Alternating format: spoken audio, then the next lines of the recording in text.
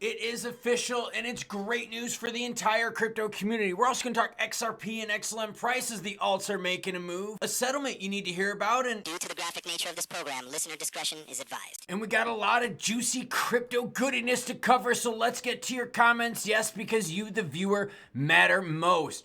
Ms. Bodo says, finally Trudeau out. About in time. I never vote for that scumbag and never understood those who did.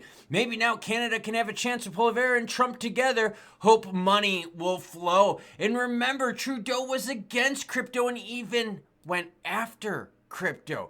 Dorian Butler says Ripple has 31 open U.S. positions. San Fran and New York, golf clap to Ripple. Nice to see those jobs coming back to the United States. Gary, you were supposed to protect us. Instead, you hurt us. Jeremy Touche hangs out with us and says Klaus, we're snowed in here in Indiana. Crazy. Yeah, comment down below if where you're at is getting that nasty storm. We're just getting the wind, and my relatives up north, though, they're getting the ice.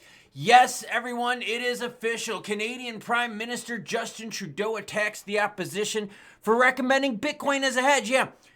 What ended up happening was this, was Rivera is out there going after the new spot, and Trudeau was like, look, you want to add BTC like to our strategic reserve and you want to buy BTC to hedge against our inflation? You're an idiot. Rivera is like, no, you're the idiot, Trudeau, because check this out. What is Trudeau talking about? Okay, this is crazy.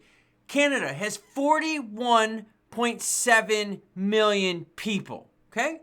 Their national debt is $2.6 trillion. So they have way more debt than they do even GDP for a tiny population country. This is absolutely just absurd to be looking at. I mean, think about this, all right? 2.6 trillion in debt with 41 million people. Brazil's 205 million people only has 2.1 trillion in debt. Trudeau, what are you talking about? And let's not forget that in 2022, Trudeau invoked the Emergencies Act, taking Bitcoin from the truckers. And in fact, I tried covering that. I actually went up to DC to cover the trucker rally up there, and I had a fundraiser to fund my efforts to go up there, and my fundraiser got taken down. And that was just for me to cover independent journalism regarding this. So Trudeau, another player out there who isn't really pro-crypto, I hope the door hits you on the ass in the way out. Bitcoin sitting at 102,149. ETH is 36.97. XRP is at 242. While Swee's at 521. XLM in the green 45. We're going to talk XLM price here at the end. XRP we already talked about, but what about BNB? 735, girlfriend. Gemini settles the CFTC lawsuit with a $5 million penalty. You're sitting there going, Klaus, why do we give a shit about a $5 million penalty? Because of the time frame. Holy shit. Gemini has always prioritized compliance, and we're pleased to resolve this matter, stated a company representative. And remember, this is the Winklevoss twins. Gemini settles in CFTC lawsuit, basically saying that they were misleading statements and they made materially false statements to gain approval for its BTC product. Here's the messed up part. They started going after them in 2022. Yes, the CFTC. And they just now settled before a January 21st courtroom battle that was set to take place. So even these enforcement actions aren't even timely. And how much damage has been done? Well, does it matter if it takes years and years and years to settle this stuff? And when they settle, it's only for $5 million? CFTC, SEC, fuck, Canadian government, Trudeau, you know, you people out there, the United States current regime, you're all fucking losers. Getting nothing done. Gary, you didn't protect anyone. All you did was give us good low prices for a couple years. XLM prices looking really good. Over the last week, check this out. For the last week, 32% in the gains. XLM had a lull, but remember, XLM was one of the first ones to pump on the November action. So they kind of had a head start on all this. Sitting around at 33 cents and now sitting right around 45. Over the last several days, we've been able to hold on to that 45 cent mark. And honestly, it seems like quite a bit of support around 40 cent right now for the near term. Swinging on into the candlesticks, and what are we going to see? Well, it depends, Klaus, because we got to do what? We got to go to 15 minutes and see.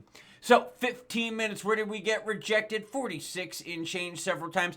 We're going to see if we're going to be able to hold on north of 40, but we should be able to because there's a lot more optimism in the market than there was back here. An XLM recipient of also the New Year's rally as well in crypto. Volume very healthy at 634 million. Normally XLM's volume is way less than that. Watch what happens here, okay? I'm going to just go on some volume numbers.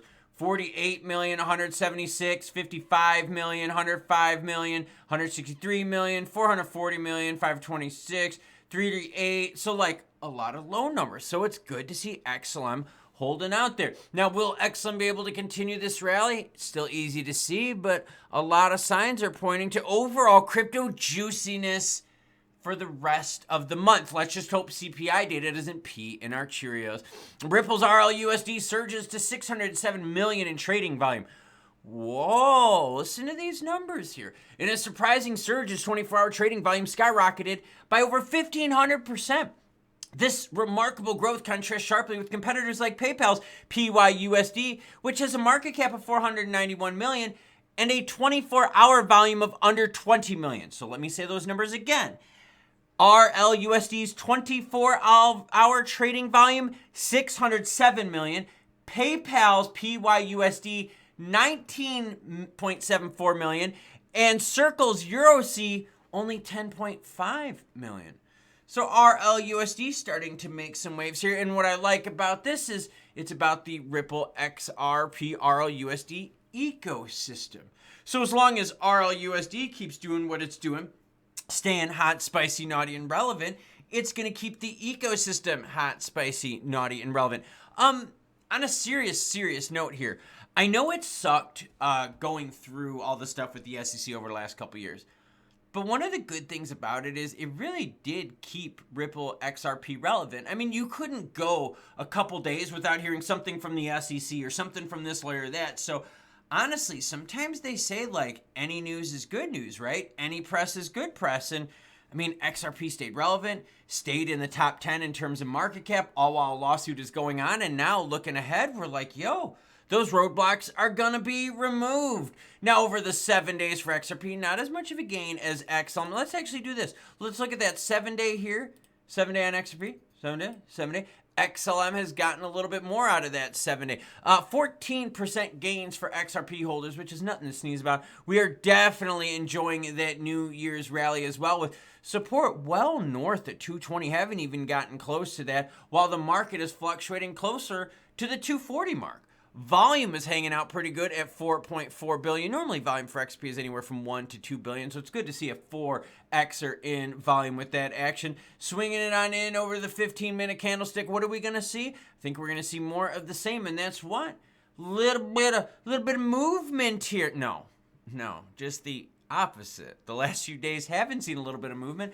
The last few days have seen a good amount of sideways action. And that's freaking awesome because it's sideways action after an upwards pumperoni, lowercase p. Or is this an uppercase p? I mean, it was a good 20% run. So I don't know, maybe uppercase p? Let me know down below.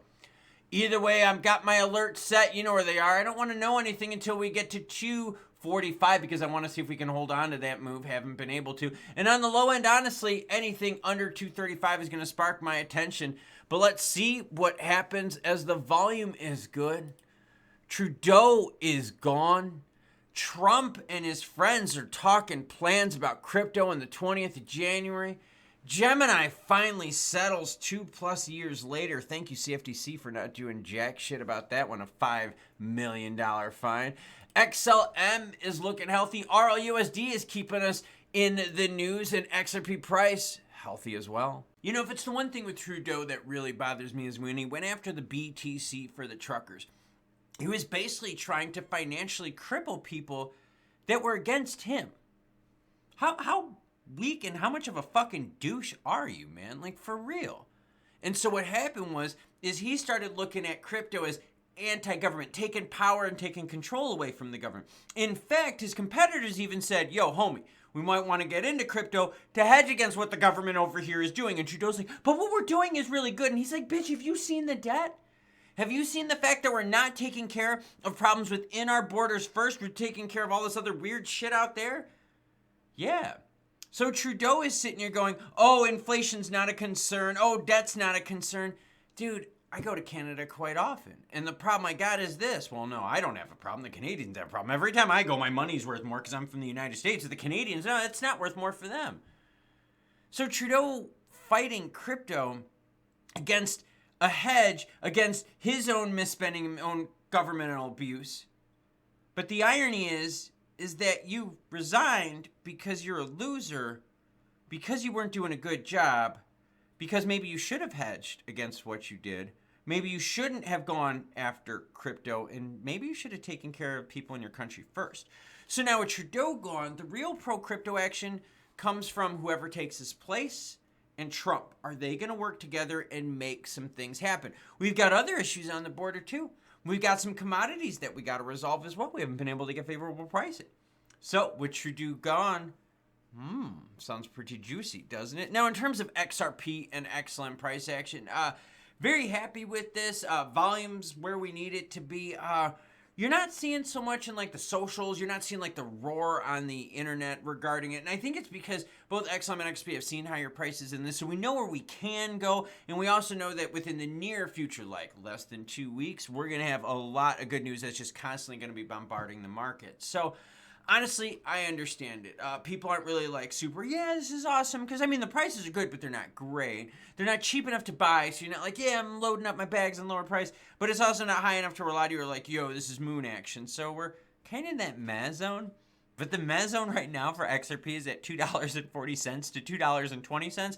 Where before the meh zone was like 50 cents. Yeah, like 2 months ago. So, wow, what a change a couple months makes.